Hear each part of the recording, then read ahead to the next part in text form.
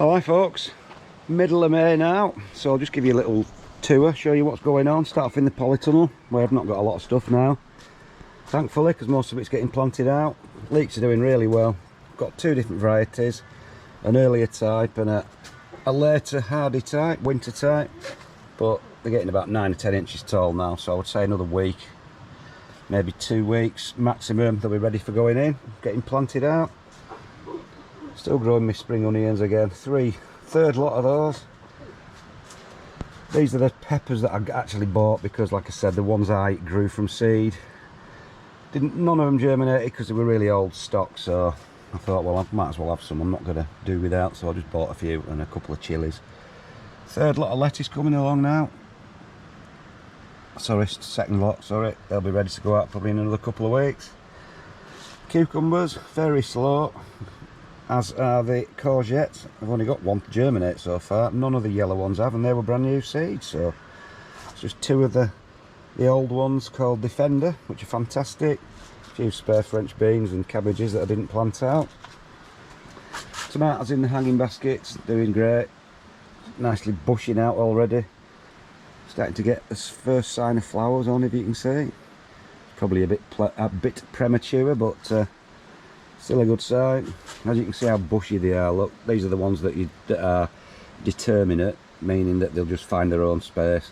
So you just keep them growing, no pinching outside shoots. They've stopped growing at the top now, they just get wider and wider. And there should be loads of tomatoes on soon. And the spuds are doing really well, as you can see now. Getting on for 2 foot tall, I would say. Let's have a feel at the weight. People say, how do you know when to water your spuds? Basically, pick the pot up. That feels quite heavy, so that's obviously all right. Or another way is just stick your finger right into the compost, pull a bit out. If it's still moist, then you're all right. If it's bone dry, then obviously they need watering, but quite happy with those. So we'll nip up to the plot, show you what's been going on up there. And there's something quite interesting been happening with the spuds I've been growing up at the Polytunnel. Not the Polytunnel, outside in the pots. Especially the ones that I was trying this year in the sand mixed with molehill compost, but I'll show you that in a bit. Well, hi folks, I'll just show you what's going on up there now, how things are progressing. Peas are planted out a week ago, doing all right now. Got fully established and should start climbing up in a little bit. Now my carrots, because I got the mouse in, I've decided to put some of these drills over the top. That's kept them all out. As you can see, they're all thinned down to 1 carrot now. There's a few little weeds in and amongst the sand, but not a problem. I'll get those weeded sometime, but I've got plenty of carrots growing now and no more little rodent attacks. The shallots that I planted them at the start of this month, doing all right, starting to grow a touch. I said, not the fastest growers on earth, but when we get a bit of warm weather, which is supposed to be coming this next couple of weeks, they should really fly on. Onions plodding away nicely, and the garlic, so I can't really complain about that. So into this bit, really pleased with the lettuce, how they've taken. And the rocket, there's 3 different types of lettuce and rocket. They haven't half flown on since I planted them out. Only planted them out about a week or 2 ago, I think, a couple of weeks ago, and they've really moved on since they've got the roots down. Spring onions, first lot of spring onions starting to grow a little bit faster than they had been doing, so won't be too long before they're ready to take. But if you look at the difference, there's not a great deal of difference between those and these, which were sown exactly a month after. So it just goes to show you that earlier sowings are not necessarily as fast as the later ones, because they always pick up the later ones when you sow them when it's warm. A bit more garlic, some that I planted in autumn, which is this bigger stuff, and then this is the stuff I planted this spring, well, this February. So there is a difference in size, but not an enormous difference, I wouldn't say. Second lot of carrots here. This was just planted in that horrible, terrible compost that's so rough and fibrous. There's a bit of a thistle there, I'll show you, lumps and all, but they seem to be bigger than the other ones. So there you go. Like I keep saying, it's not what the compost looks like, it's what the results are at the end. So I've grown loads of these little dwarf sunflowers this year, multi-headed ones. They only grow about 18 inches, 2 foot tall, so thought I'd give a few of those a go. And I've got a few bigger ones there as normal in pots, and I've got a few out in the soil, but they got absolutely annihilated by the slugs when it was raining. This is my little wildflower bit that I made from the molehill soil, so there's quite a few different bits come up. Don't think I'll need to do much thinning because they're looking a little bit sparse, but we'll see how they get on. Right, and onto the potatoes. I'll just show you the difference. Right, the ones at the back are the late main crop, the sarpos, and they're just breaking surface as you would expect because they're not as vigorous as the first earlies and second earlies. So these are the Nicola grown in the compost. That's the most advanced one of those, but generally they've just been up about maybe a week, 10 days. Excuse me. But if I compare that to the things I've grown in the soil mixed with the molehill soil mixed with sharp sand, that's actually the sarpos, if you will, which the others haven't even come up, and these are my second earlies, which are far more advanced. I've topped the pot up to the same height as the other ones, so that's the difference between that, which is grown in soil and sand, and that grown in the compost. So if this method does work, which so far so good, it looks like it will, if it produces potatoes, then there'll be no need to buy a load of this expensive compost anymore, because I'll just use as much free molehill soil as I've got, and I've got absolutely tons of sharp sand, so should be pretty good and should save a lot of money. So into my next bit, these are the peas you saw me plant the other day, the second lot of peas a month after the first lot. This is where the leeks are going to be going, probably in a couple of weeks.